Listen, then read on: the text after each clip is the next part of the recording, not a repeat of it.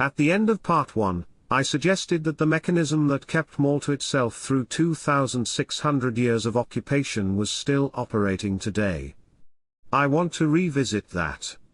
Because on reflection, I think I understated it. The mechanism is not just still operating. It is, if anything, more refined than ever. The difference is that it no longer looks like resistance. It looks like compliance. And if you are sitting in Brussels, that is exactly what it is designed to look like. Let us start with some numbers. In 2021, the European Commission opened 25 new infringement cases against Malta.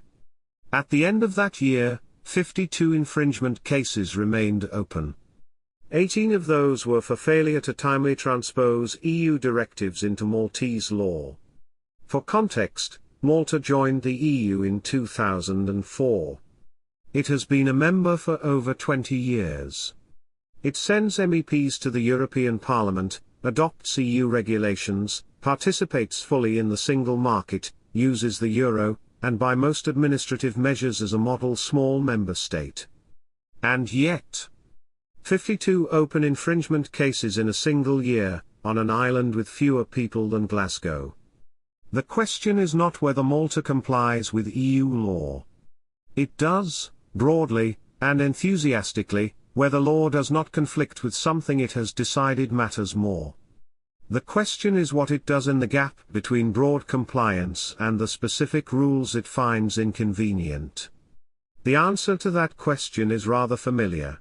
Spring hunting is the clearest example, and it has been running for long enough to constitute a case study in itself. The EU Birds Directive bans spring hunting across all member states. The directive exists because spring is when migratory birds are most vulnerable. They are returning from Africa to breed, exhausted, and easy targets. Every EU country accepts this. Every EU country except one. Malta has been opening a spring hunting season every year since 2004, the year it joined. The European Commission has issued formal warnings. The European Court of Justice has ruled against Malta repeatedly.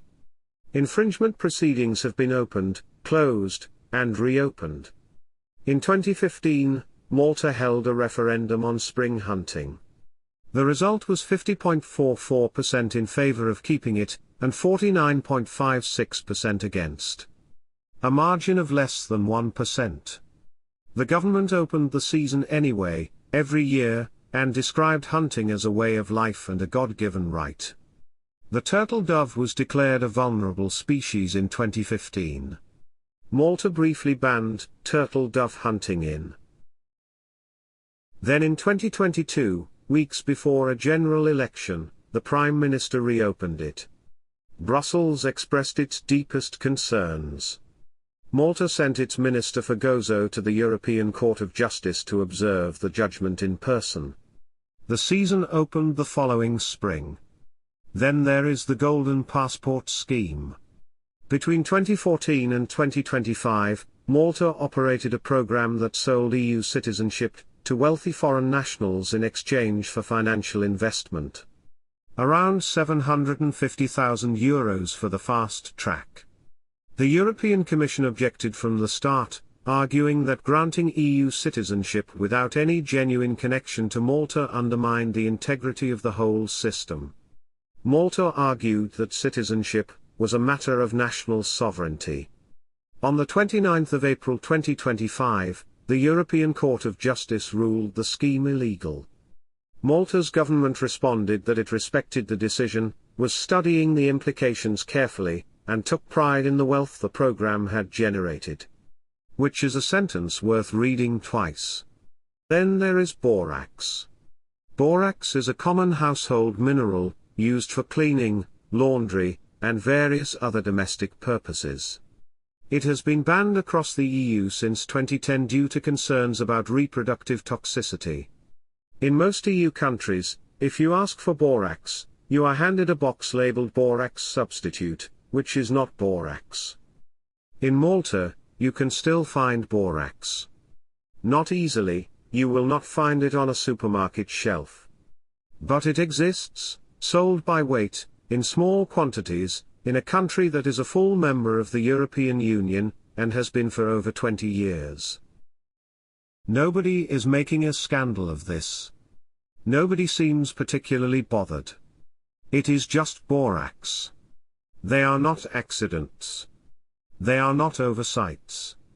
They are not the result of a small administration struggling to keep up with the volume of EU legislation, though that argument has been made. They are examples of a population that has made a quiet, collective, largely unspoken decision about which external rules apply to it and which do not. Spring hunting is a tradition. The Golden Passport scheme was a revenue stream. Borax is borax. None of these things was going to be surrendered simply because Brussels sent a letter. This is not new behavior. In Part 1, we established that the same mechanism operated across 2,600 years of occupation. Every ruler thought they were shaping Malta. What they were actually doing was adding another layer to something that was already there. The Arabs left their language. The Knights left their churches. The British left their legal system, and their roundabouts. All of it was absorbed, modified, and made Maltese on Malta's own timeline and on Malta's own terms. The EU has left its administrative framework, its structural funds, its single market, and its freedom of movement. Malta has absorbed all of that enthusiastically. The Birds Directive and the prohibition on selling citizenship, slightly less so. The compliance is real. It is also selective.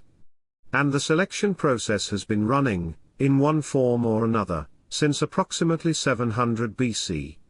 What has changed is the sophistication of the performance. Previous occupiers could see when they were being resisted. They sent armies. The EU sends letters of formal notice, which Malta reads carefully, acknowledges respectfully, and then continues doing what it was doing while the next letter is being drafted. It turns out that the most effective form of the absorption mechanism is one that looks, from a sufficient distance, indistinguishable from enthusiastic cooperation. The population that drafted the Declaration of Rights in 1802, asserting that if Britain chose to withdraw its protection, the right to govern these islands belongs to us the Maltese alone, did not stop thinking that way when they joined the European Union in 2004. They just stopped saying it out loud. The borax is still on the shelf. The hunting season still opens in spring. And somewhere in a Maltese government office, someone is carefully studying the implications of the latest court ruling. Malta has been here before. Many times. With many different sets of rules, from many different directions. It has always found a way to remain, underneath all of it, entirely itself. Whether that is something to admire, or something to examine more carefully, is a question only you can answer. Perhaps you already have.